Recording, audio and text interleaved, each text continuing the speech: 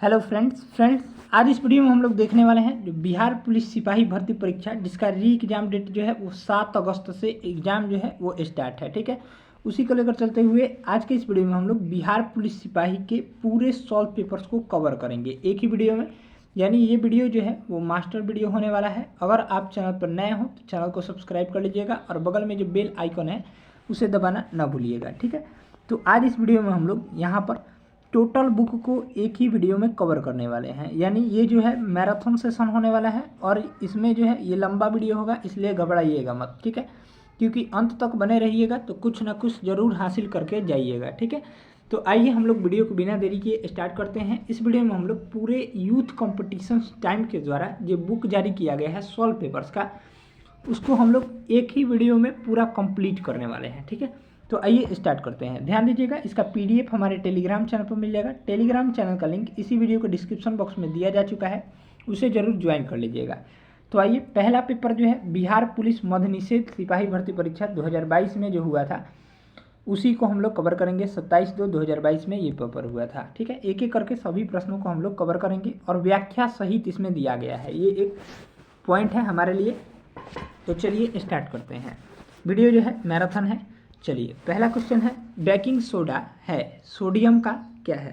तो इसका right answer हो जाएगा बाइकार्बोनेट होता है। ठीक है, चलिए यहाँ पर इसका व्याख्या देख लेते हैं। दिया गया है, यहाँ से देखेंगे। बेकिंग सोडा का रासायनिक नाम सोडियम बाइकार्बोनेट है। इसका रासायनिक सूत्र NaHCO3 होता है।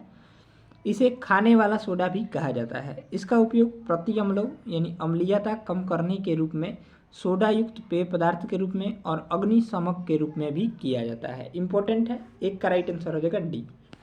ठीक है, चलिए अगला देखेंगे।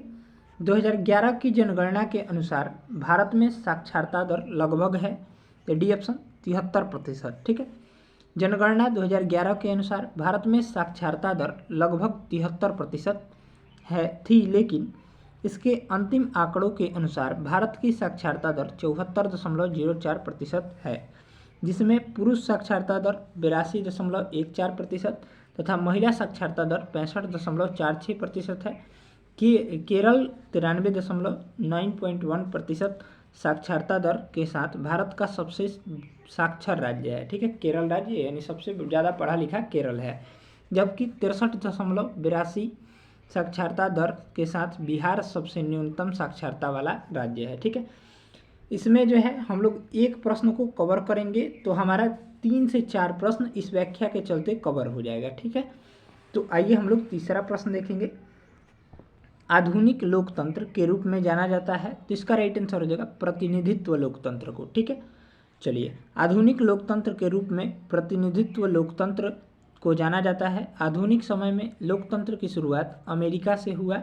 लोकतंत्र आज विश्व में सबसे लोकप्रिय शासन प्रणाली है। ठीक है, भारत विश्व का सबसे बड़ा लोकतांत्रिक देश है, ये भी याद रखिएगा, पूछा जा सकता है। अगला देखेंगे, अमेरिका की खोज किसने की थी? तो अमेरिका की खोज जो है राइट आंसर हो जाएगा बी ऑप्शन, कोलंबस ने किया था। अमेरिका की खोज क्रिस्टोफर कोलंबस ने 1492 में नए समुद्री मार्ग के द्वारा की थी। पुर्तगाली यात्री वास्को डी गामा ने भारत के लिए नए समुद्री मार्ग की खोज 1498 ईस्वी में किया था। मार्को पोलो यूरोपियन यात्री था जो एशिया के अन्य देशों का भ्रमण किया था। ठीक है, याद रखिएगा। चलिए अगला देखेंगे, निम्नलिखित में से कौन सा त्रिभुजों की सर्वसमता का एक प्रतिबंध नहीं है? तो इसका राइट आंसर हो जाएगा, क्या हो जाएगा? तो भुजा, भुजा और कोण। ठीक है, चलिए इसका हम लोग व्याख्या देखेंगे। त्रिभुजों की सर्वसमता का प्रतिबंध निम्न है: भुजा भुजा भुजा और भुजा और कोण भुजा कोण। ठीक है, अतः स्पष्ट है कि विकल्प भुजा भुजा कोण त्रिभुज की सर्वसमता का प्रतिबंध नहीं है, यानी ऑप्शन हो जाएगा सी। चलिए अगला देखेंगे हम लोग 6 नंबर प्रश्न। 1950 के पहले हिंद चीन में कौन से देश शामिल होते थे? तो इसका करेक्ट ऑप्शन जो हो जाएगा, इसका जो राइट आंसर हो जाएगा ए ऑप्शन, वियतनाम, कंबोडिया और लाओस 1950 के पहले हिंद चीन में शामिल होने वाले देश हैं। ठीक है, चलिए इसका व्याख्या देखेंगे हम लोग। इसका जो है व्याख्या देख लेते हैं अब। तो वर्ष 1950 के पहले हिंद चीन में वियतनाम, कंबोडिया और लाओस देश शामिल होते थे। वर्ष 1887 ईस्वी में फ्रांस ने हिंद चीन क्षेत्र पर कब्जा कर लिया था। फ्रांसीसी के उपनिवेशों का आधिकारिक नाम हिंद चीनी संघ था। ठीक है, चलिए नेक्स्ट प्रश्न देख लेते हैं। यहाँ से दिया गया है fill in the blanks with the correct option. Neither the boys nor the teacher dot present. तो इसका राइट आंसर हो जाएगा A option, teacher is present. ठीक है, उपरोक्त वाक्य के रिक्त स्थान में विकल्प ए प्रयोग उपयुक्त होगा, क्योंकि नाइदर डैश नॉर के साथ वर्ब का प्रयोग बाद वाले शब्दों के अनुसार किया जाता है। ठीक है, नॉर का सब्जेक्ट टीचर सिंगुलर है, तो वर्ब की सिंगुलर यानी इज का प्रयोग होगा। ठीक है, करेक्ट सेंटेंस जो हो जाएगा neither the boys nor the teacher is present. ठीक है, चलिए नेक्स्ट सवाल देखेंगे। यहाँ से अगला सवाल 8 नंबर, चुंबकत्व पर आधारित चिकित्सीय तकनीक है। तो इसका राइट आंसर हो जाएगा, इंपॉर्टेंट है, एमआरआई। ठीक है, चुंबकत्व पर आधारित चिकित्सीय तकनीक एमआरआई है। एमआरआई का विस्तृत रूप मैग्नेटिक रेजोनेंस इमेजिंग होता है। इसका उपयोग शरीर के अंगों का चित्र प्राप्त करने हेतु किया जाता है। ठीक है, चलिए इसका देखेंगे। राजनीतिक दल आवश्यक है, 9 नंबर सवाल। तो राजनीतिक दल जो है आवश्यक है, तो इसका राइट आंसर हो जाएगा लोकतंत्र में आवश्यक है। लोकतंत्र में जनप्रतिनिधियों का चुनाव राजनीतिक दलों से होता है, इसलिए राजनीतिक दलों का लोकतंत्र में होना अनिवार्य है। लोकतंत्र में सत्ता दल और विपक्षी दल दोनों का होना जरूरी होता है। ठीक है, यानी ऑप्शन हो जाएगा बी। नेक्स्ट प्रश्न है 10 नंबर प्रश्न, निम्नलिखित में से कौन सा एक प्राकृतिक परितंत्र नहीं है। तो इसका राइट आंसर हो जाएगा बगीचा। परितंत्र 2 प्रकार के कारकों से बनता है, प्राकृतिक परितंत्र तथा कृत्रिम परितंत्र। ठीक है, प्राकृतिक परितंत्र प्रकृति द्वारा प्रदत्त होते हैं तथा कृत्रिम परितंत्र मानव द्वारा निर्मित होते हैं। बगीचा जो है वो मानव द्वारा निर्मित परितंत्र है, यानी ऑप्शन हो जाएगा डी ऑप्शन। बाकी नदी प्राकृतिक है, रेगिस्तान प्राकृतिक है और वन भी प्राकृतिक परितंत्र है।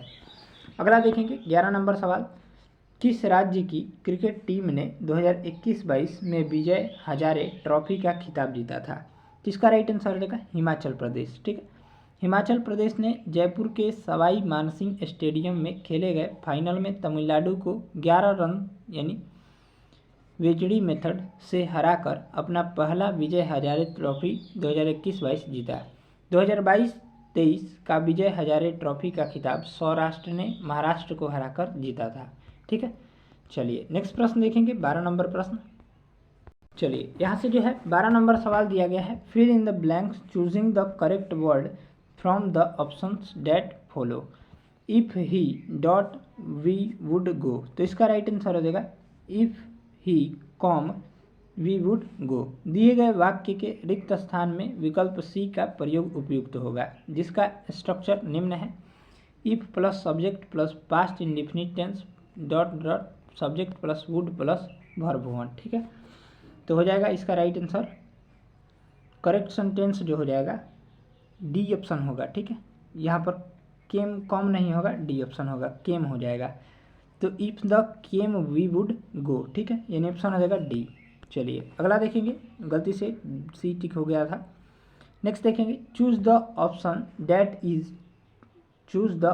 That is closest in the meaning to the given word. Protest का जो क्लोजेस्ट मीनिंग हो जाएगा डी ऑप्शन टू ऑब्जेक्ट हो जाएगा। प्रोटेस्ट मतलब विरोध करना होता है और इसका समानार्थी जो हो जाएगा टू ऑब्जेक्ट यानी ऐतराज या आपत्ति करना। ठीक है, यानी ऑप्शन हो जाएगा डी। अगला देखेंगे, प्रतिष्ठित लोकमान्य तिलक राष्ट्रीय पुरस्कार 2021 से किसे सम्मानित किया गया है। तो इसका राइट आंसर हो जाएगा साइरस एस पूनावाला को जो है वो सम्मानित किया गया है। चलिए इसका व्याख्या देखते हैं। तो प्रतिष्ठित लोकमान्य तिलक राष्ट्रीय पुरस्कार 2021 से साइरस एस पूनावाला को सम्मानित किया गया था। उनको यह पुरस्कार कोविडशील्ड वैक्सीन का निर्माण कर कोविड-19 के दौरान महत्वपूर्ण सेवा हेतु प्रदान किया गया। इस पुरस्कार की शुरुआत वर्ष 1983 से हुई थी। चलिए नेक्स्ट देखेंगे, विद्युत बल्ब का तंतु बना होता है। तो विद्युत बल्ब का तंतु जो है वो यहाँ पर टंगस्टन का बना होता है। विद्युत बल्ब का तंतु टंगस्टन धातु का बना होता है। विद्युत बल्ब का आविष्कार थॉमस एल्वा एडिसन ने किया था। विद्युत बल्ब जो है विद्युत ऊर्जा को प्रकाश तथा ऊष्मा ऊर्जा में परिवर्तित करता है, इम्पोर्टेंट है। चलिए नेक्स्ट देखेंगे, चक्रवृद्धि ब्याज की दर पर दर प्रति वर्ष 1200 में 2 वर्षों में 1800 हो जाएगा। तो इसका राइट आंसर हो जाएगा सी 20%। ठीक है, इसका व्याख्या यहाँ पर दिया गया है, आप सभी देख सकते हैं। यहाँ से जो है हम लोग 18 नंबर सवाल देखेंगे। तारापुर केंद्र है, तो तारापुर जो है वो आणविक शक्ति का केंद्र है, यानी ऑप्शन हो जाएगा बी। तारापुर आणविक शक्ति केंद्र की स्थापना महाराष्ट्र में तारापुर नामक स्थान पर 28 अक्टूबर 1969 में किया गया था। यह भारत का पहला व्यावसायिक परमाणु ऊर्जा स्टेशन है। इसका संचालन राष्ट्रीय बिजली निगम द्वारा किया जाता है। ठीक है, यानी ऑप्शन हो जाएगा बी ऑप्शन। अगला देखेंगे, लीलाधर जगूड़ी द्वारा रचित कविता है, तो इसका राइट आंसर हो जाएगा सी ऑप्शन, मेरा ईश्वर। लीलाधर जगूड़ी द्वारा रचित कविता मेरा ईश्वर है। इनकी अन्य रचनाएं शंखमुखी शिखरों पर, नाटक जारी है, रात अब भी मौजूद है, महाकाव्य के बिना ईश्वर की अध्यक्षता में आदि है, पूरा हिंदुस्तान मिलेगा। कविता की रचना केदारनाथ अग्रवाल तथा छाया मत छूना कविता के रचना जो है गिरिजा कुमार माथुर ने की थी। याद रखिएगा, इम्पोर्टेंट है। नेक्स्ट देखेंगे, किसी त्रिभुज में यदि एक कोण शेष दोनों कोण के योग के बराबर है तो त्रिभुज अवश्य है। तो इसका राइट आंसर हो जाएगा समकोण त्रिभुज। समकोण त्रिभुज में एक कोण शेष दोनों कोणों के योग के बराबर होता है। ठीक है, नेक्स्ट देखेंगे, भारतीय सशस्त्र बलों के पहले चीफ ऑफ डिफेंस स्टाफ कौन थे? तो ये जो थे जनरल बिपिन रावत थे, यानी ऑप्शन हो जाएगा CDS पूछ रहा है, chief of defence staff CDS। इसका राइट आंसर हो जाएगा जनरल बिपिन रावत। चलिए इसका व्याख्या देखते हैं हम लोग। 24 सितंबर 2019 को भारत की सुरक्षा मामलों की मंत्रिमंडल समिति ने चीफ ऑफ डिफेंस स्टाफ यानी CDS पद का सृजन किया। भारतीय सशस्त्र बलों के पहले CDS जनरल बिपिन रावत थे। 8 दिसंबर 2021 को हेलीकॉप्टर दुर्घटना में इनकी मृत्यु हो गई। वर्तमान में लेफ्टिनेंट जनरल अनिल चौहान जो है वो वर्तमान में CDS हैं। ठीक है, चलिए अगला देखेंगे, फणीश्वर नाथ रेणु द्वारा रचित कहानी है, तो इसका राइट आंसर हो जाएगा बी ऑप्शन, लाल पान की बेगम। इसका व्याख्या देखते हैं, तो फणीश्वर नाथ रेणु हिंदी भाषा के साहित्यकार थे। इन्होंने अपना पहला उपन्यास मैला आंचल लिखा जिसे बहुत ख्याति मिली थी। इसके लिए इन्हें पद्मश्री पुरस्कार से सम्मानित किया गया था। इनके द्वारा रचित कहानी लाल पान की बेगम, इनकी अन्य रचनाएं परती परिकथा, जुलूस, कितने चौराहे, कलंक मुक्ति आदि है। ठीक है, याद रखिएगा, इम्पोर्टेंट है। मैला आंचल याद रखिएगा, ये बार बार पूछा जाता है। चलिए अगला देखेंगे, संयुक्त राष्ट्र संघ का मुख्यालय या सचिवालय कहाँ स्थित है? तो इसका राइट आंसर हो जाएगा बी ऑप्शन, न्यूयॉर्क में स्थित है। संयुक्त राष्ट्र संघ की स्थापना 24 अक्टूबर 1945 ईस्वी में किया गया था। इसका मुख्यालय न्यूयॉर्क में स्थित है। इसके स्थापना के समय इसमें 51 सदस्य देश थे। वर्तमान में इसमें 193 सदस्य देश हैं। अक्टूबर 1945 को भारत UNO का सदस्य बना है। ठीक है, चलिए अगला प्रश्न देखेंगे, यह भी मैथ का ही है, तो इसका राइट आंसर हो जाएगा सी। इसका व्याख्या हमारे टेलीग्राम चैनल पर अपलोड हो जाएगा। चलिए नेक्स्ट देखेंगे 25 नंबर सवाल, हीमोग्लोबिन वर्णक पाया जाता है। तो हीमोग्लोबिन वर्णक जो है मुख्य रूप से RBC में पाया जाता है। हीमोग्लोबिन एक प्रकार का प्रोटीन है जो लाल रक्त कोशिकाओं यानी RBC में पाया जाता है। हीमोग्लोबिन की कमी होने से शरीर में खून की मात्रा कम हो जाती है। हीमोग्लोबिन ऑक्सीजन का वाहक होता है। इसका जीवन काल जो होता है RBC का 120 दिनों का होता है। ठीक है, चलिए नेक्स्ट प्रश्न देखेंगे। चलिए यहाँ से दिया गया है, choose the correct preposition from the given option in to fill in the blanks. तो is the rule applicable dot all of its. तो इसका राइट आंसर हो जाएगा 2 ऑप्शन। ठीक है, सी यानी राइट हो जाएगा सी ऑप्शन। ठीक है, चलिए इसका करेक्ट जो ऑप्शन हो जाएगा यहाँ से सी ऑप्शन राइट हो जाएगा 2। चलिए अगला प्रश्न देखेंगे 27 नंबर, पराग कणों का एक पुष्प से दूसरे तक स्थानांतरण किस माध्यम के द्वारा होता है? तो इसका राइट आंसर हो जाएगा डी ऑप्शन, इनमें से सभी द्वारा, यानी वायु के द्वारा भी, जल के द्वारा भी और कीट के द्वारा भी। ठीक है, तो यानी ऑप्शन हो जाएगा डी। पराग कणों का एक पुष्प से दूसरे पुष्प तक स्थानांतरण वायु, जल तथा कीट आदि माध्यमों द्वारा होता है। किसी पौधों के पुष्प के पुंकेसर से पराग कणों का उसी पौधों के पुष्प या दूसरे पौधों के पुष्प के वर्तिकाग्रत पर पहुंचना जो है वो परागण कहलाता है। ठीक है, याद रखिएगा। चलिए अगला देखेंगे, एक विद्युत जनित्र बदलता है। तो विद्युत जनित्र जो है वो यांत्रिक ऊर्जा को विद्युत ऊर्जा में परिवर्तित करता है, यानी ऑप्शन हो जाएगा डी ऑप्शन। चलिए इसका व्याख्या देखते हैं। तो विद्युत जनित्र जो है वो यांत्रिक ऊर्जा को विद्युत ऊर्जा में बदलता है। सोलर सेल जो है सौर ऊर्जा को विद्युत ऊर्जा में, डायनेमो जो है यांत्रिक ऊर्जा को विद्युत ऊर्जा में, माइक्रोफोन जो है ध्वनि ऊर्जा को विद्युत ऊर्जा में, लाउड स्पीकर जो है ध्वनि ऊर्जा को विद्युत ऊर्जा को जो है ध्वनि ऊर्जा में परिवर्तित करता है, यानी ऑप्शन हो जाएगा डी ऑप्शन राइट हो जाएगा। नेक्स्ट देखेंगे, डी.आई. मेंडलीफ को श्रेय दिया जाता है। तो इसका राइट आंसर हो जाएगा तत्वों के आवर्त सारणी के लिए। ठीक है, डी.आई. मेंडलीफ को तत्वों की आवर्त सारणी के निर्माण का श्रेय दिया जाता है। मेंडलीफ के आवर्त नियम के अनुसार तत्वों के भौतिक व रासायनिक गुण उनके परमाणु भारों के आवर्ती फलन होते हैं। ठीक है, परमाणु भारों के। ठीक है, याद रखिएगा।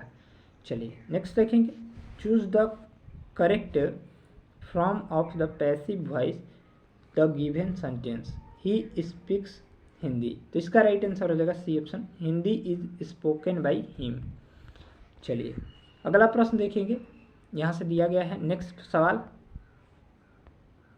यहाँ से जो है अगला सवाल दिया गया है, वर्तमान बिहार विधान परिषद के अध्यक्ष कौन है। तो इसका राइट आंसर हो जाएगा अवधेश नारायण सिंह हो जाएंगे। ठीक, प्रश्नकाल के समय बिहार विधान परिषद के अध्यक्ष जो थे वो अवधेश नारायण सिंह थे। बिहार विधान परिषद के वर्तमान यानी अभी 2024 में सभापति देवेंद्र चंद्र ठाकुर हैं। बिहार विधान परिषद के प्रथम सभापति राजीव रंजन प्रसाद थे। इसको भी याद रखिएगा, इम्पोर्टेंट है। नेक्स्ट देखेंगे, अनुवांशिकी का जनक जो है वो किन्हें कहा जाता है। तो अनुवांशिकी का जनक जो है ग्रेगर जॉन मेंडल को कहा जाता है, यानी ऑप्शन हो जाएगा जी.जे. मेंडल।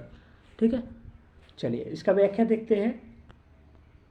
इसका जो राइट आंसर हो जाएगा बी ऑप्शन जी.जे. मेंडल। ठीक है, इसका व्याख्या देख लेते हैं। तो अनुवांशिकी का जनक जी.जे. मेंडल यानी ग्रेगर जॉन मेंडल को कहा जाता है।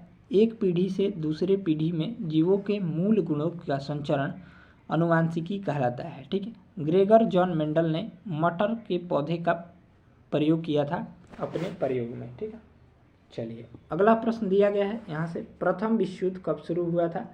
तो प्रथम विश्व युद्ध जो हुआ था वो 1914 में शुरू हुआ था। ठीक है, इसका करेक्ट ऑप्शन जो हो जाएगा बी हो जाएगा। यहाँ पर थोड़ा सा मिस्टेक किया गया है। ठीक है, चलिए इसका व्याख्या देखते हैं। तो प्रथम विश्व युद्ध की शुरुआत 1914 ईस्वी की ऑस्ट्रिया द्वारा सर्बिया पर आक्रमण किए जाने के साथ हुई। यह 4 वर्षों तक चला था। इसमें 37 देशों ने भाग लिया था प्रथम विश्व युद्ध में। प्रथम विश्व युद्ध का तत्कालिक कारण जो था, ऑस्ट्रिया के राजकुमार आर्क ड्यूक फर्डिनेंड की बोस्निया की राजधानी सोरोजोवे में 28 जून 1914 को की गई हत्या थी। ठीक है, तो प्रथम विश्व युद्ध जो है 1914 से 1918 तक चला था, 4 वर्षों तक। ठीक है, चलिए यानी ऑप्शन हो जाएगा बी। अगला प्रश्न देखेंगे, समुद्र का कुछ भी नहीं होता, मानो अपनी अबूझ भाषा में कहता रहता है, का रेखांकित पद जो है वो प्रतीक है। तो इसका राइट आंसर हो जाएगा डी ऑप्शन, समाज का।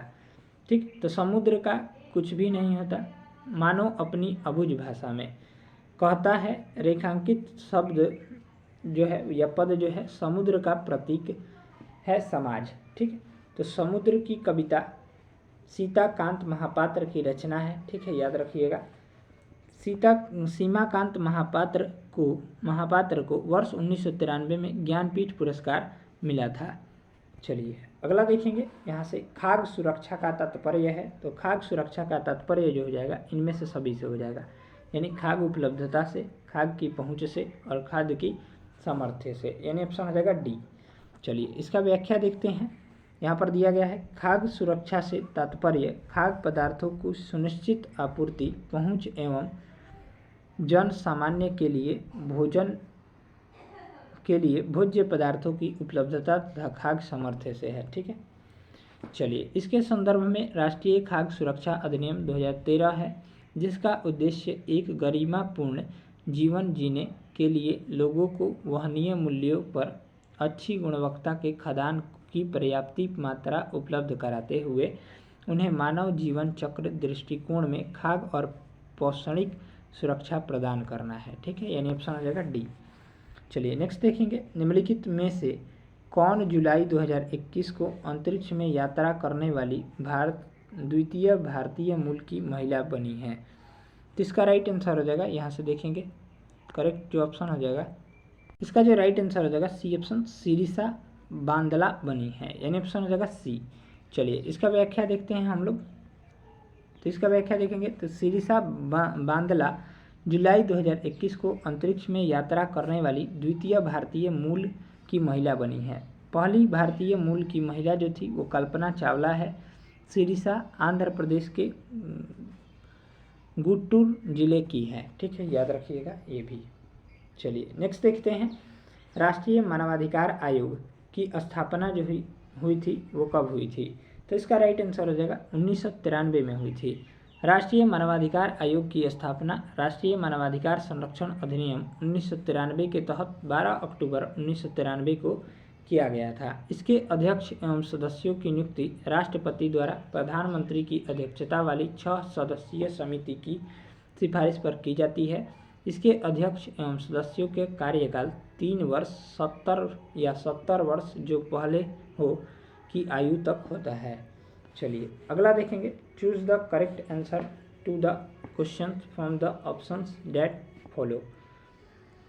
इन the story the eyes are not here, where did the girl get down? तो इसका राइट आंसर हो जाएगा यहाँ से बी ऑप्शन, सहारनपुर। ठीक है, उपरोक्त पैसेज के अनुसार कहानी the eyes are not here में लड़की सहारनपुर में उतरी व अपने अंट से मिलने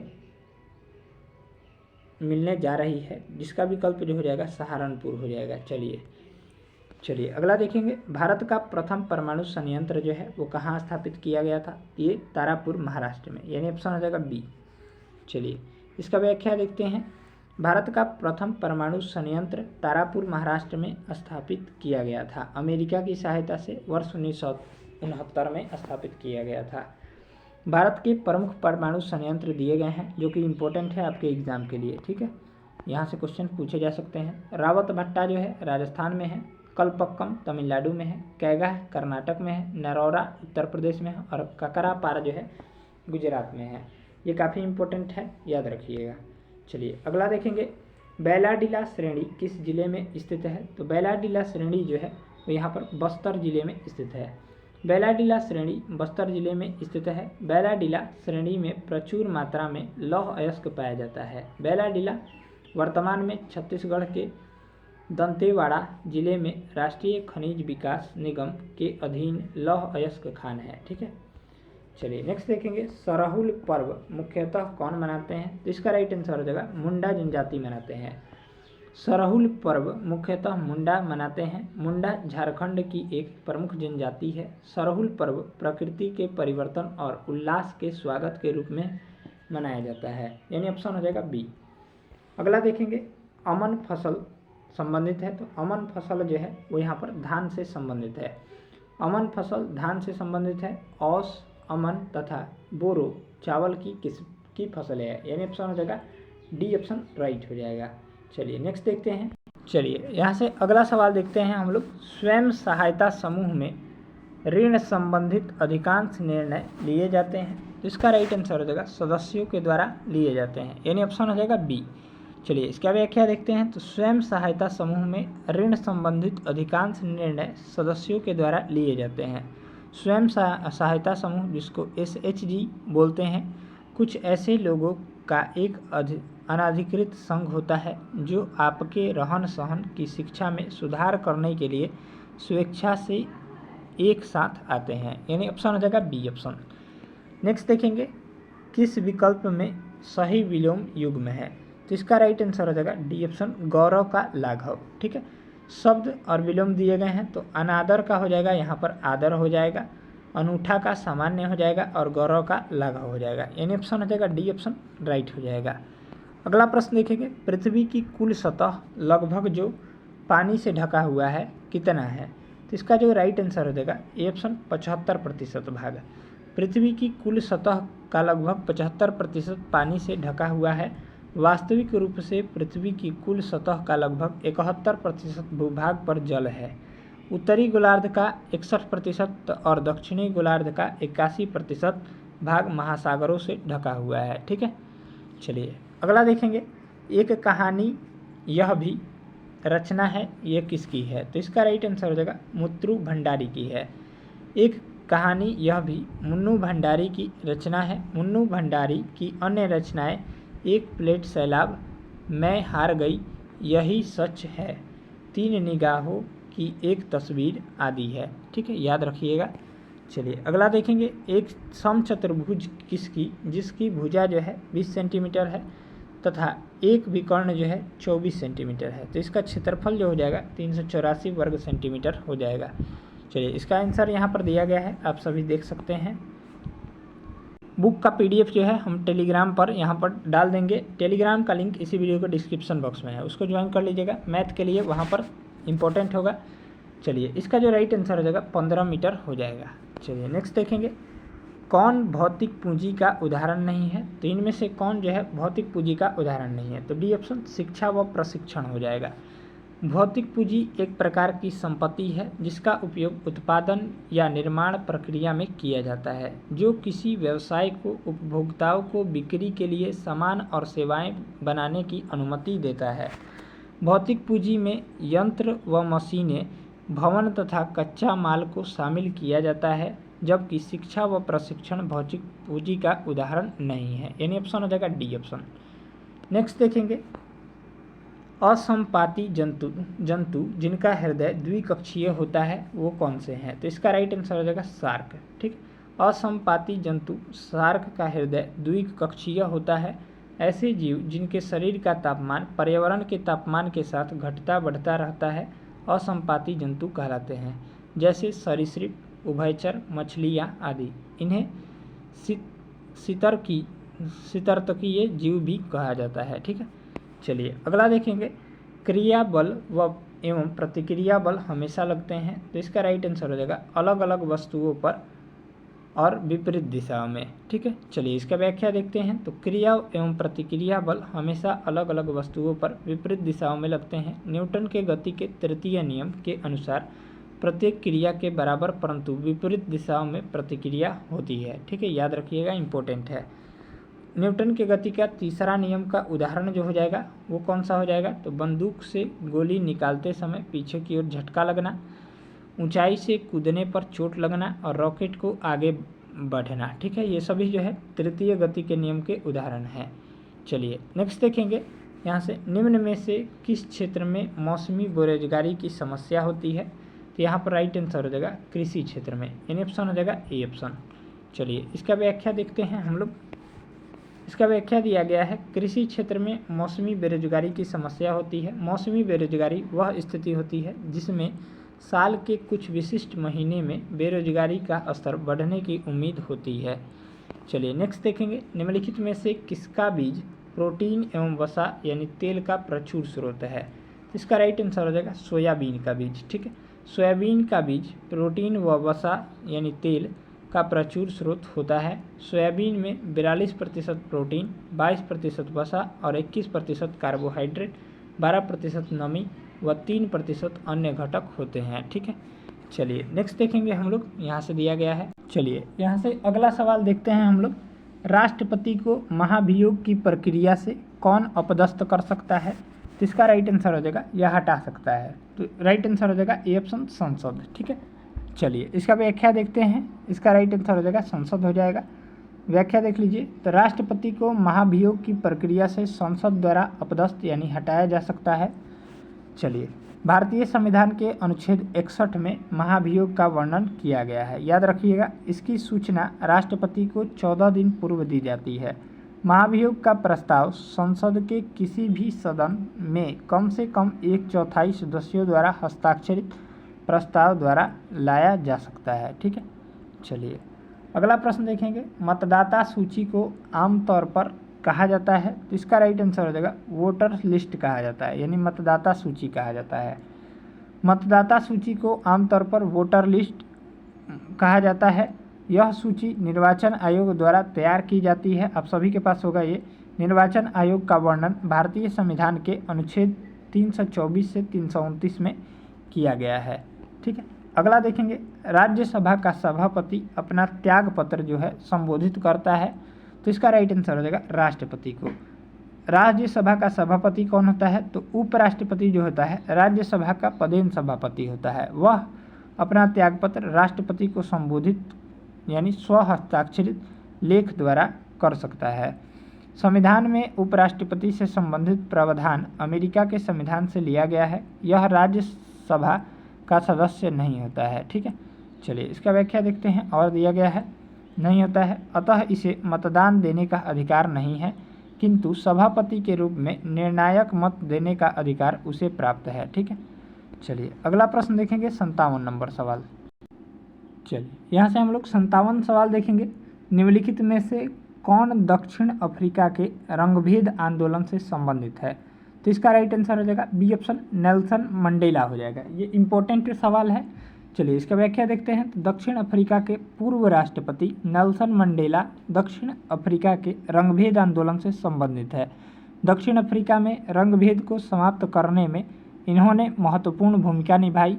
इन्हें अफ्रीका का गांधी भी कहा जाता है। ठीक है, चलिए अगला सवाल देखते हैं। अगला सवाल जो है वो मैथ का है, 58 नंबर प्रश्न। एक पासे को फेंकने पर अभाज्य संख्या प्राप्त होने की प्रायिकता जो हो जाएगी वो डी ऑप्शन 1/2 हो जाएगी। ठीक है, प्रायिकता से एक प्रश्न रहेगा आपके एग्जाम में। पासे पर आने वाली कुल संख्याएं जो हो जाएंगी NS जिसको बोलते हैं 6 हो जाएंगी। ठीक है, पासे पर आने वाली अभाज्य संख्या पहला हो जाएगा 1, पहला हो जाएगा 2, 3 और फिर 5 हो जाएगा, यानी 3 हो जाएगा। ठीक है, तो यहाँ पर अभिष्ट प्रायिकता जो हो जाएगी NE/NS होता है 3/6, तो 1/2 हो जाएगा, यानी ऑप्शन हो जाएगा डी। चलिए नेक्स्ट देखेंगे, पंडित बिरजू महाराज का संबंध किस शास्त्रीय नृत्य से है? तो पंडित बिरजू महाराज का संबंध जो है वो यहाँ पर कथक से हो जाएगा। ठीक है, पंडित बिरजू महाराज का संबंध कथक शास्त्रीय नृत्य से है।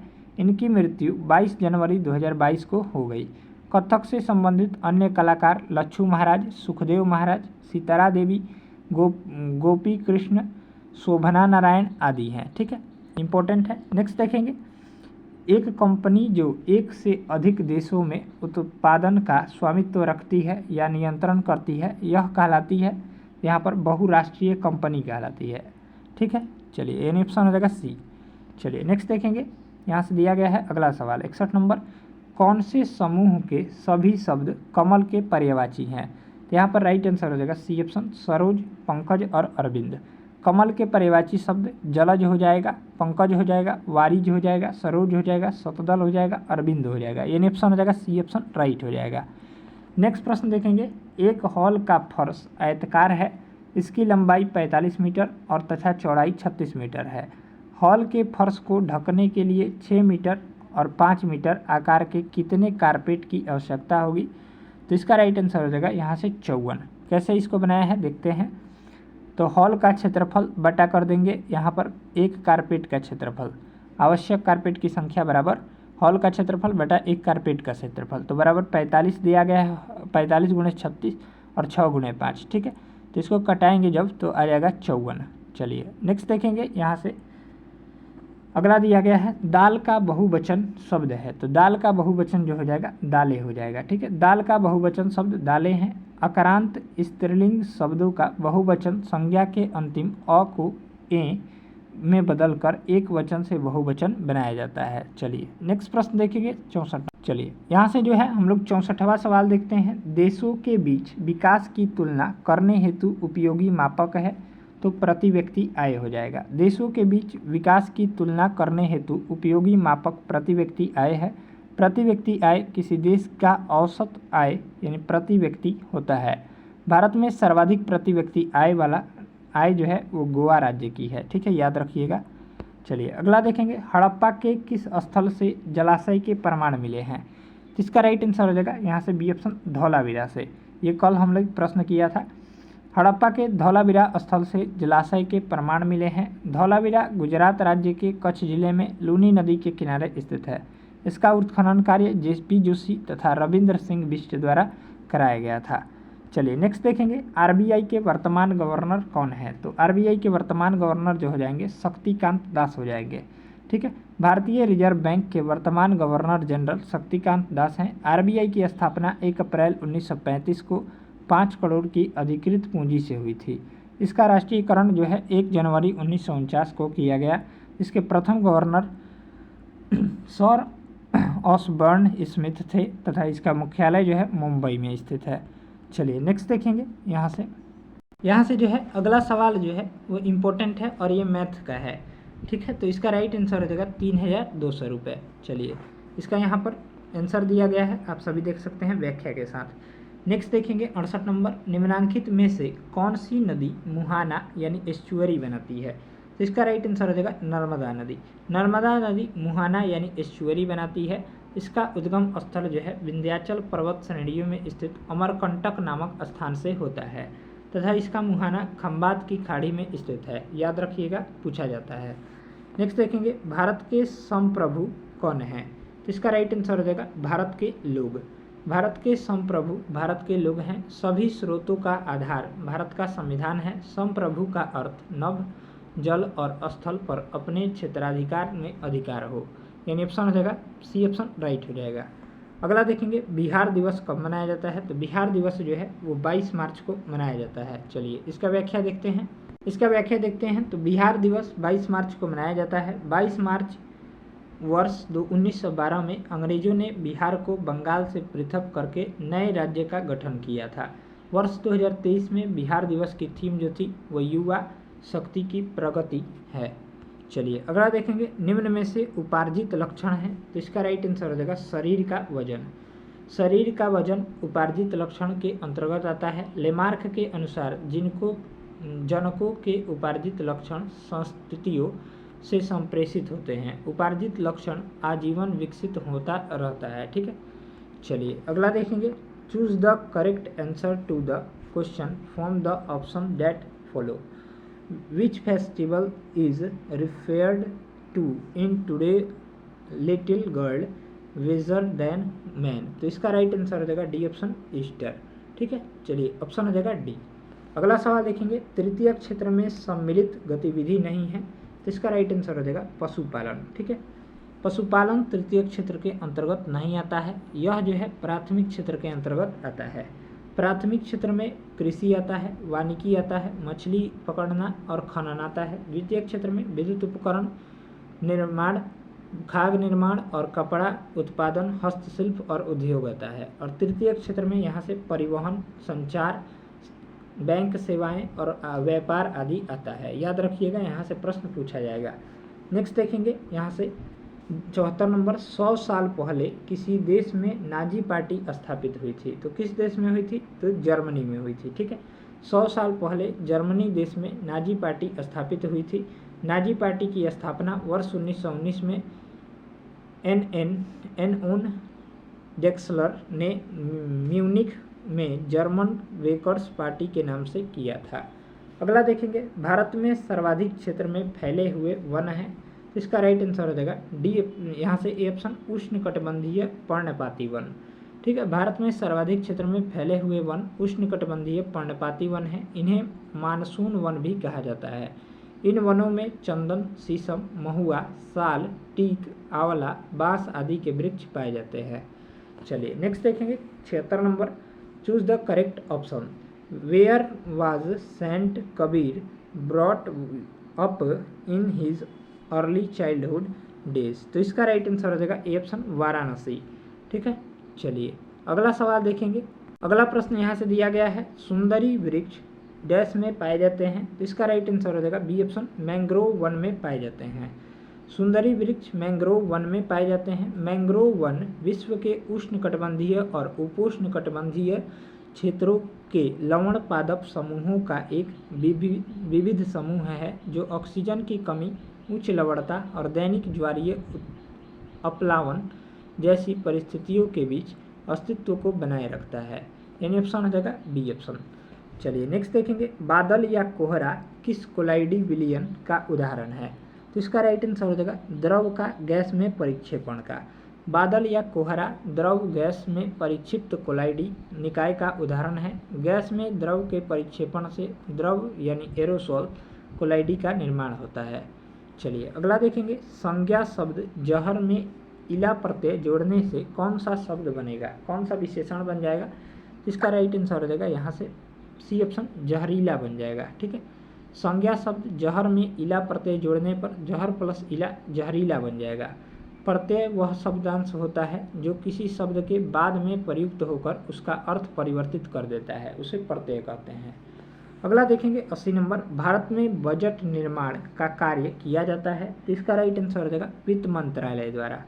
भारतीय संविधान के अनुच्छेद 112 में बजट का उल्लेख है।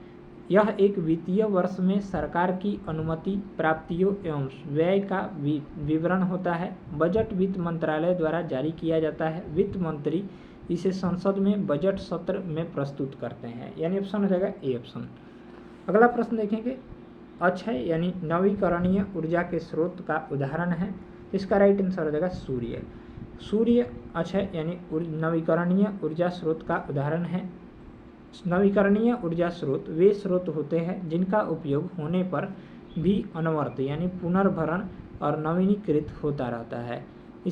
इसने हाल के समय में समाप्त होने की संभावना नहीं होती है। अक्षय ऊर्जा, जिसको नवीकरणीय ऊर्जा के अन्य स्रोत जो हैं वायु ऊर्जा, बायोमास, भूतापीय ऊर्जा इत्यादि हैं।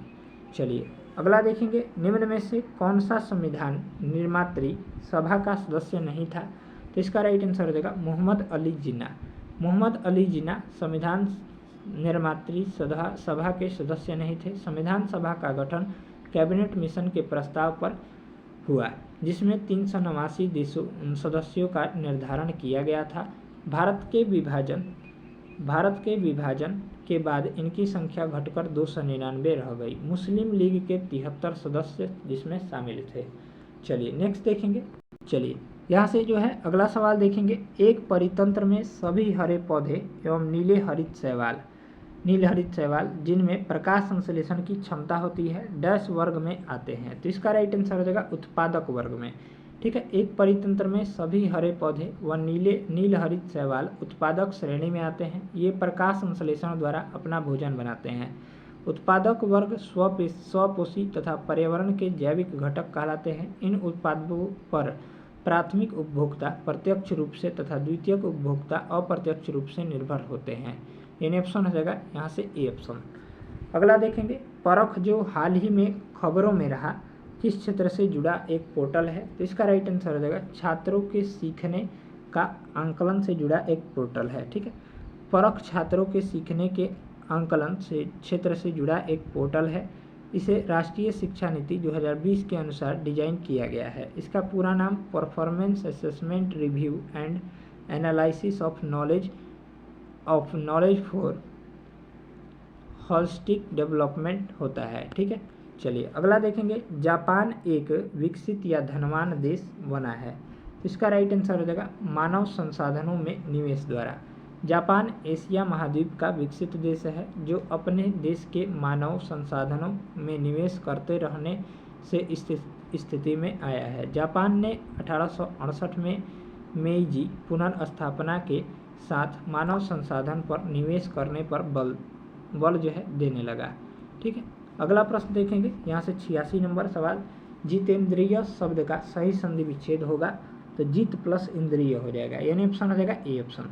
चलिए, जितेंद्रिय शब्द का सही संधि विच्छेद जित प्लस इंद्रिय होगा। इसमें जो है गुण संधि है। ठीक है, चलिए नेक्स्ट देखेंगे, मृदा अपरदन को रोका जा सकता है। इसका राइट आंसर हो जाएगा वनारोपण द्वारा, यानी वन को लगाकर।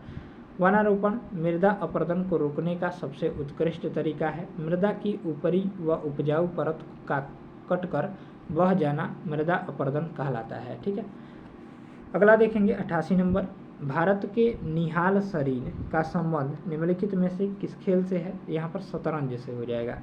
भारत के निहाल शरीर का संबंध शतरंज से है। इन्होंने जून 2021 में सर्बिया में सिल्वर लेक ओपन शतरंज टूर्नामेंट जीता था।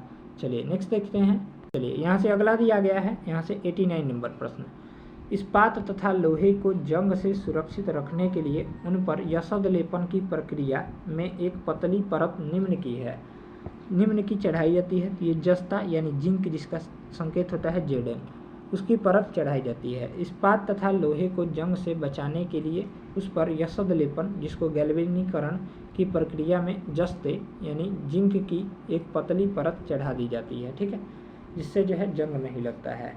अगला देखेंगे, choose the correct option, fill in the blanks. संत सबीदास was a dash by profession. तो इसका राइट आंसर हो जाएगा ए ऑप्शन, कोबेलर प्रोफेशन, यानी ऑप्शन हो जाएगा यहाँ से ए। चलिए अगला देखेंगे, which of the following translate of the given Hindi sentence is correct. उसने मुझे सोता हुआ पाया। तो इसका राइट आंसर हो जाएगा ही फाउंड मी स्लीपिंग, ठीक है, यानी ऑप्शन हो जाएगा ए। चलिए अगला सवाल देखते हैं, 92 नंबर प्रश्न, उत्तर दक्षिण गलियारा जोड़ता है। तो उत्तर दक्षिण गलियारा जो है वो यहाँ पर श्रीनगर से कन्याकुमारी को जोड़ता है। भारत का उत्तर दक्षिण गलियारा, जिसे NH-44 भी कहा जाता है, यह भारत का सबसे लंबा राष्ट्रीय राजमार्ग है। जम्मू और कश्मीर के श्रीनगर को तमिलनाडु के कन्याकुमारी से जोड़ता है। इसका सर्वाधिक विस्तार जो है तमिलनाडु राज्य में है। चलिए अगला देखेंगे, मानव पूंजी में निवेश करने का जरिया है। तो इसका राइट आंसर हो जाएगा सी ऑप्शन, शिक्षा व प्रशिक्षण दोनों। मानव को उपयोगी व श्रम सेवा उत्पादक बनाने के लिए उस पर किया गया निवेश मानव पूंजी निवेश कहलाता है। इसके लिए शिक्षा, प्रशिक्षण, स्वास्थ्य, सुरक्षा, कौशल आदि में निवेश करना होता है। चलिए नेक्स्ट देखेंगे, बायोगैस का मुख्य घटक जो होता है यहाँ पर मीथेन हो जाएगा, CH4 जिसका सूत्र होता है। चलिए बायोगैस, मीथेन जो है बायोगैस का मुख्य घटक है। मीथेन जिसको CH4 को मार्स गैस भी कहा जाता है, याद रखिएगा। चलिए अगला देखेंगे, भारत में लौटते मानसून की ऋतु अवधि जो है वो क्या है। इसका राइट आंसर हो जाएगा, वो हो जाएगा यहाँ से डी ऑप्शन, अक्टूबर नवंबर है। यानी भारत में लौटते मानसून की ऋतु अवधि जो है वो अक्टूबर नवंबर हो जाएगा, यानी ऑप्शन हो जाएगा डी। चलिए इसका व्याख्या देखते हैं। तो यहाँ से हो जाएगा राइट आंसर, भारत में लौटते हुए मानसून की अवधि अक्टूबर नवंबर है। लौटते मानसून शरद ऋतु में कोरोमंडल तट पर वर्षा करते हैं, ठीक है। चलिए अगला प्रश्न देखेंगे, 1855 में देश की पहली जूट मिल कहाँ स्थापित की गई थी। तो ये जो है कोलकाता में स्थापित की गई थी। 1855 में देश की पहली जूट मिल कलकत्ता में रिसरा में स्थापित किया गया था। इसे जॉर्ज ऑकलैंड के नाम ने स्थापित करवाया था। पश्चिम बंगाल में सर्वाधिक जूट उत्पादन होता है, ठीक है, याद रखिएगा। नेक्स्ट देखेंगे, कर्नाटक में होने वाली ग्रीष्म ऋतु की वर्षा को कहते हैं। तो इसका राइट आंसर हो जाएगा आम्र वर्षा। कर्नाटक में होने वाली ग्रीष्म ऋतु की वर्षा को आम्र वर्षा कहते हैं। यही हवाएं असम और पश्चिम बंगाल राज्यों में आर्द्रता की तीव्रता से चलती है, जिन्हें पूर्वी भारत में नॉर्वेस्टर तथा पश्चिम बंगाल में काल वैशाखी कहा जाता है। केरल एवं आसपास के क्षेत्रों में इस वर्षा को यहाँ पर चेरी ब्लास्म एवं कॉफ़ी वर्षा भी कहा जाता है। चलिए यानी ऑप्शन हो जाएगा ए ऑप्शन। चलिए नेक्स्ट देखेंगे, यहाँ से सविनय अवज्ञा आंदोलन और किस यात्रा से शुरू हुआ। तो सविनय अवज्ञा आंदोलन जो है यहाँ पर 1930 में डांडी यात्रा से शुरू हुआ था। सविनय अवज्ञा आंदोलन की शुरुआत 1930 में डांडी यात्रा से हुई। 12 मार्च 1930 को गांधी जी ने 79 समर्थकों के साथ साबरमती आश्रम से डांडी के लिए प्रस्थान किया। 6 अप्रैल 1930 को उन्होंने डांडी पहुंचकर नमक कानून तोड़ा और यहीं से सविनय अवज्ञा आंदोलन की शुरुआत की, यानी ऑप्शन हो जाएगा सी ऑप्शन। चलिए नेक्स्ट देखेंगे, लेनिन का उत्तराधिकारी कौन था। तो लेनिन का उत्तराधिकारी जो था वो यहाँ पर स्टालिन था, ठीक है, जोसेफ स्टालिन लेनिन का उत्तराधिकारी था। लेकिन लेनिन की मृत्यु जो हुई थी वो 1924 में जनवरी में हुई। लेनिन एक रूसी साम्यवादी क्रांतिकारी, राजनीतिज्ञ तथा सिद्धांतकार तथा सोवियत संघ रूस की प्रथम सरकार का मुखिया था। वह मार्क्स के विचारों का समर्थक था, ठीक है। चलिए अगला देखेंगे, 100 नंबर प्रश्न, निम्न में से किस श्रेणी में भारत आता है। तो इसका राइट आंसर हो जाएगा सी ऑप्शन, विकासशील देश की श्रेणी में। इसका व्याख्या देखते हैं। तो भारत जो है विकासशील देश है। ऐसे देश अल्प विकसित और विकसित देशों के मध्य अर्थव्यवस्था के सभी क्षेत्रों में विकास की ओर तेजी से अग्रसर रहते हैं। इनमें प्रति व्यक्ति आय विकसित देशों से कम होती है, यानी ऑप्शन जो हो जाएगा यहाँ से सी ऑप्शन, विकासशील देश। चलिए यहाँ से जो है हम लोग जो है यहाँ पर 2022 के पेपर अग्निशमन का कंप्लीट कर चुके हैं। अब हम लोग जो है 2022 का यहाँ पर बिहार पुलिस अग्निशमन भर्ती परीक्षा जो कि फर्स्ट शिफ्ट में हुआ था 27/3/2022 को ही, सेकंड शिफ्ट को हम लोग कवर कर लिए और फर्स्ट शिफ्ट को अब हम लोग कवर करेंगे। ठीक है, तो आइए हम लोग स्टार्ट कर लेते हैं। चलिए, तो पहला सवाल जो है यहाँ से दिया गया है, हमारे सौर मंडल के किस ग्रह को लाल ग्रह के रूप में जाना जाता है। तो लाल ग्रह जो है आप सभी को पता होगा मंगल को जाना जाता है। सौर मंडल में मंगल ग्रह को, यहाँ से इसका व्याख्या देखते हैं। सौर मंडल में मंगल ग्रह को लाल ग्रह के रूप में जाना जाता है। आयरन ऑक्साइड के कारण जो है, आयरन ऑक्साइड के कारण इसका रंग लाल है। मंगल ग्रह सूर्य से चौथा ग्रह और बुध के बाद सौर मंडल का दूसरा सबसे छोटा ग्रह है। यह अपनी धुरी पर 24 घंटे में एक पूरा चक्कर लगाता है, यानी ऑप्शन हो जाएगा सी ऑप्शन। चलिए अगला सवाल देखेंगे, सेकंड नंबर प्रश्न, उच्चतम न्यायालय के मुख्य न्यायाधीश को उसके पद से हटाया जा सकता है। तो इसका राइट आंसर हो जाएगा महाभियोग के द्वारा। उच्चतम न्यायालय के मुख्य न्यायाधीश को उसके पद से संसद द्वारा केवल विधि द्वारा स्थापित प्रक्रिया द्वारा हटाया जा सकता है। न्यायाधीश जांच अधिनियम 1968 सर्वोच्च न्यायालय के न्यायाधीशों को हटाने के संबंध में महाभियोग की प्रक्रिया का उपबंध करता है। राष्ट्रपति के आदेश से सर्वोच्च न्यायालय के न्यायाधीश को पद से हटाने के संबंध में पूरी प्रक्रिया का वर्णन किया गया है। इस आदेश को संसद के दोनों सदनों के विशेष बहुमत, सदनों की कुल सदस्य संख्या यहाँ से देखेंगे, सदनों की कुल सदस्य संख्या का बहुमत एवं सदन में उपस्थित और मत देने वाले सदस्यों को का 2/3 का समर्थन प्राप्त होना चाहिए। ठीक है, तभी जो है वो उच्चतम न्यायालय को हटाया जा सकता है मुख्य न्यायाधीश के पद से। चलिए अगला देखेंगे, एल नीनो शब्द है। तो एल नीनो शब्द जो हो जाएगा यहाँ पर स्पेनिश शब्द है। तो एल नीनो स्पेनिश भाषा का शब्द है, जिसका मतलब जो होता है लिटिल बॉय या क्राइस्ट चाइल्ड होता है। जब पूर्वी उष्णकटिबंधीय प्रशांत महासागरीय क्षेत्र यानी एल नीनो में तटीय जल गर्म हो जाता है, जो विशिष्ट क्षेत्रीय और वैश्विक मौसम पर्यटन को बोधित करता है, उसे ही हम लोग एल नीनो कहते हैं। चलिए नेक्स्ट देखेंगे, किसानों द्वारा एक वर्ष में 3 विभिन्न फसलें उगाने के पीछे मुख्य कारण जो है, यहाँ से ए ऑप्शन सुविकसित सिंचाई प्रणाली है, यानी ऑप्शन हो जाएगा 4 का ए। इसका हम लोग व्याख्या देखते हैं। तो किसानों द्वारा एक वर्ष में 3 विभिन्न फसलें उगाने के पीछे मुख्य कारण जो है सुविकसित सिंचाई प्रणाली की उपलब्धता है। किसानों द्वारा उत्पादन बढ़ाने के लिए बहुफसली कृषि का प्रयोग किया जाता है। बहुफसली खेती का अर्थ है एक वर्ष के दौरान भूमि के एक टुकड़े पर एक से अधिक फसल उगाना है। चलिए नेक्स्ट देखेंगे, भारत का राष्ट्रपति बनने के लिए न्यूनतम आयु जो होती है वो 35 वर्ष होती है। भारतीय संविधान के अनुच्छेद 58 के तहत भारत का राष्ट्रपति बनने के लिए न्यूनतम आयु 35 वर्ष है।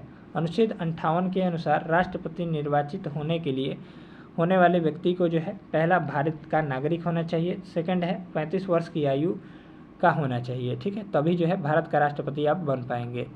नेक्स्ट देखेंगे 6 नंबर सवाल। चलिए यहाँ से 6 नंबर प्रश्न दिया गया है, के सिवान अध्यक्ष थे। तो इसका राइट आंसर हो जाएगा इसरो के। अंतरिक्ष वैज्ञानिक के सिवान जो थे इसरो के पूर्व अध्यक्ष थे। इन्हें भारत के अंतरिक्ष कार्यक्रम के लिए क्रायोजेनिक इंजन के विकास में महत्वपूर्ण योगदान के लिए जाना जाता है। वर्तमान में इसरो के अध्यक्ष डॉक्टर एस सोमनाथ हैं। ठीक है, याद रखिएगा।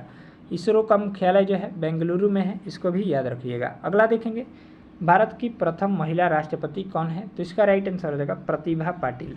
भारत की प्रथम महिला राष्ट्रपति प्रतिभा देवी सिंह पाटिल है। उन्होंने 2007 से 2012 तक भारत के 12वें राष्ट्रपति के रूप में कार्य किया। वर्तमान में द्रौपदी मुर्मू भारत की दूसरी महिला राष्ट्रपति हैं, जो 25 जुलाई 2022 को भारत की 15वीं राष्ट्रपति बनी हैं। चलिए यानी ऑप्शन हो जाएगा यहाँ से बी ऑप्शन। अगला सवाल देखेंगे, राजेंद्र सेतु किस नदी पर स्थित है? तो राजेंद्र सेतु जो है वो गंगा नदी पर स्थित है।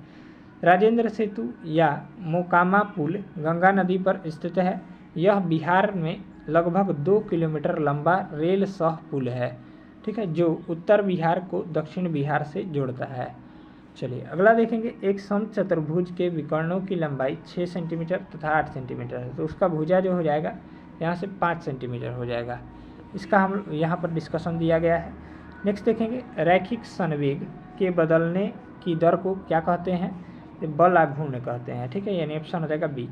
रैखिक संवेग के बदलने की दर को बल आघूर्ण कहते हैं। बल आघूर्ण उस बल का माप है जो किसी वस्तु को एक अक्ष के चारों ओर घुमाने का कारण बन सकता है। बल आघूर्ण या तो स्थिर या गतिशील हो सकता है। इसकी इकाई जो होती है वो न्यूटन मीटर, बल आघूर्ण की इकाई न्यूटन मीटर होती है, यानी ऑप्शन हो जाएगा यहाँ से बी ऑप्शन।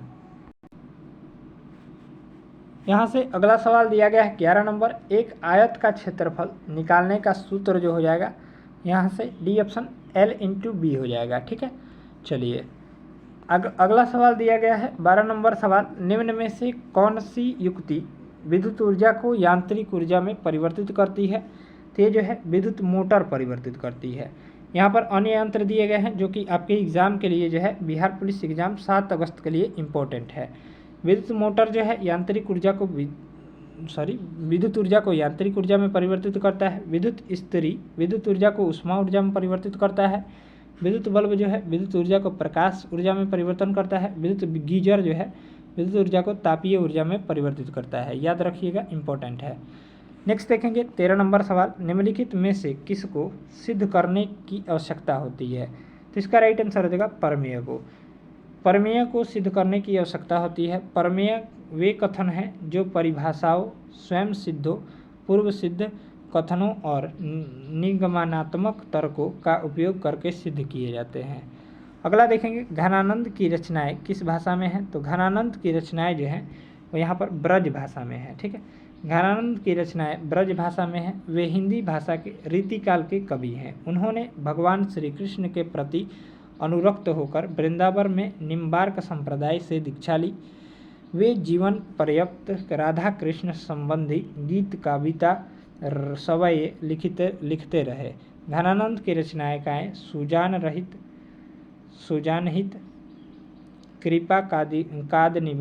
कृपाकद निबंध, वियोग बलि और परमहंस सावली आदि है, ठीक है। चलिए नेक्स्ट देखेंगे 15 नंबर सवाल, fill in the blanks with the correct answer, choose from the options that follow. I waited for him until he came, ठीक है, ये ऑप्शन हो जाएगा ए। चलिए अगला देखेंगे 16 नंबर सवाल, कच्चा माल व हाथ में मुद्रा को कहा जाता है। तो इसका राइट आंसर हो जाएगा वो हो जाएगा, देखते हैं, तो इसका करेक्ट ऑप्शन हो जाएगा कार्यशील पूंजी कहा जाता है, यानी ऑप्शन हो जाएगा ए ऑप्शन करेक्ट हो जाएगा। चलिए इसका व्याख्या देखते हैं। इसका व्याख्या दिया गया है, कच्चा माल व हाथ में मुद्रा को कार्यशील पूंजी कहा जाता है, जिसका उपयोग श्रमिकों के वेतन का भुगतान करने और दिन प्रतिदिन के खर्चों को पूरा करने के लिए किया जाना चाहिए। अगला देखेंगे, अंतर्राष्ट्रीय साक्षरता दिवस प्रतिवर्ष किस दिन मनाया जाता है?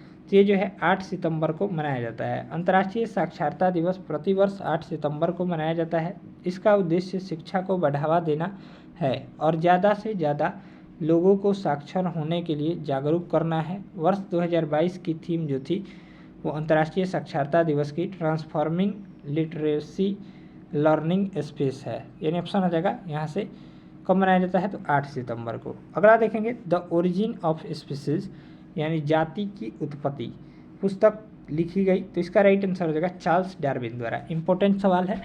चलिए इसका व्याख्या देखते हैं। तो द ओरिजिन ऑफ स्पीसीज यानी जाति की उत्पत्ति पुस्तक चार्ल्स डार्विन द्वारा लिखी गई।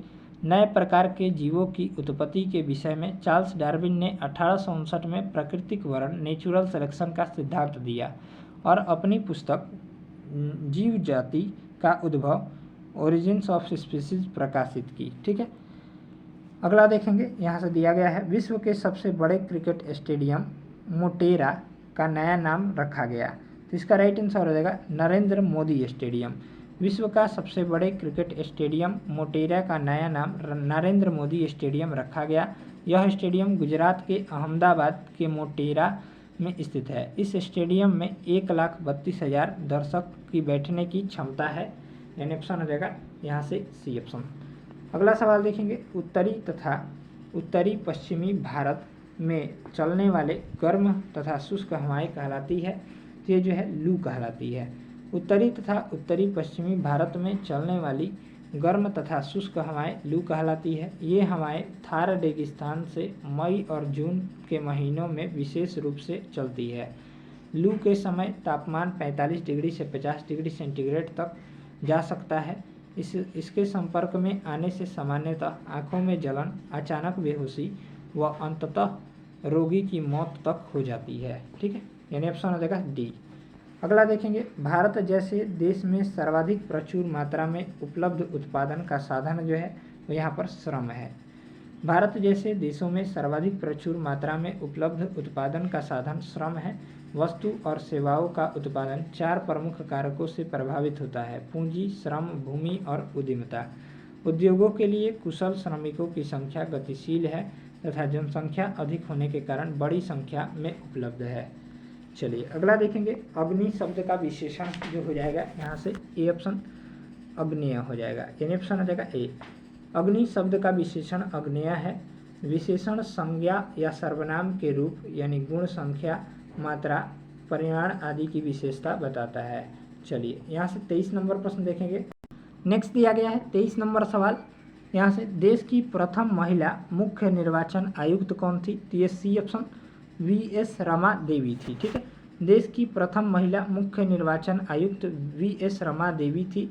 उनका कार्यालय 26 नवंबर 1990 से 11 दिसंबर 1990 की अल्पावधि तक रहा था। भारत का मुख्य निर्वाचन अधिकारी अपनी शक्ति संविधान के अनुच्छेद 324 से प्राप्त करता है तथा स्वतंत्र व निष्पक्ष चुनावों को संपन्न कराने का दायित्व निभाता है। वर्तमान में भारत के मुख्य चुनाव आयुक्त जो थे वह हैं राजीव कुमार हैं। चलिए नेक्स्ट देखेंगे, यहाँ से 24 नंबर प्रश्न।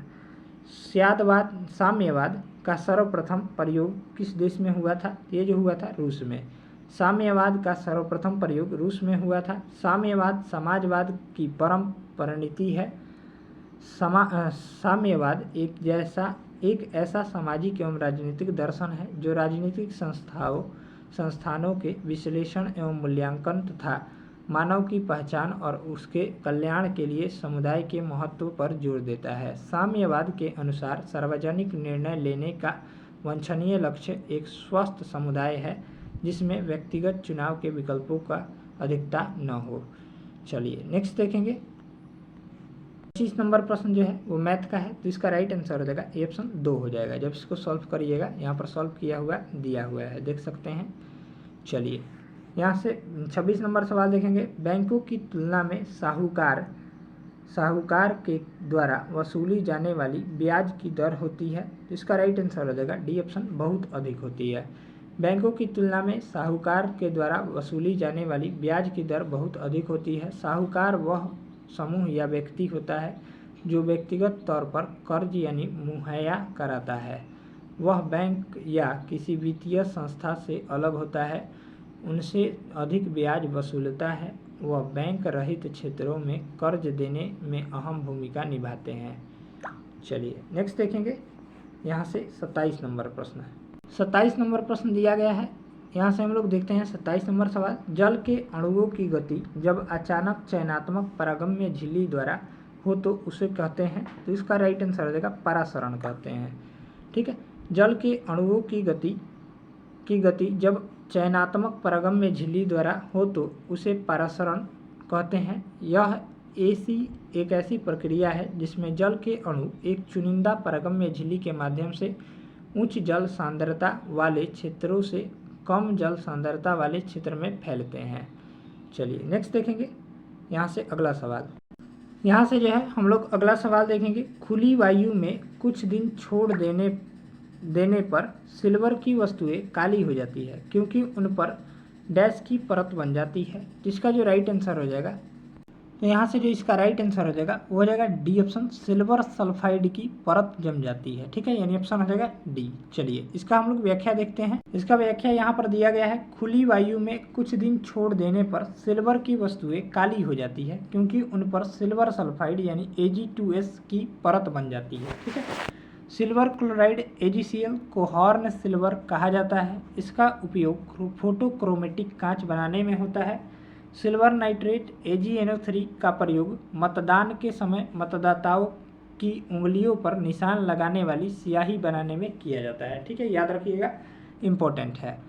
नेक्स्ट देखेंगे, यहाँ से दिया गया है हिरोशिमा कविता के रचयिता हैं, तो इसका राइट आंसर हो जाएगा सच्चिदानंद हीरानंद वात्स्यायन अज्ञेय।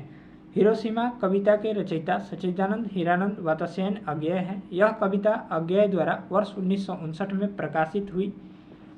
अरि ओ अरुणा प्रभामय काव्य संग्रह में संकलित की गई।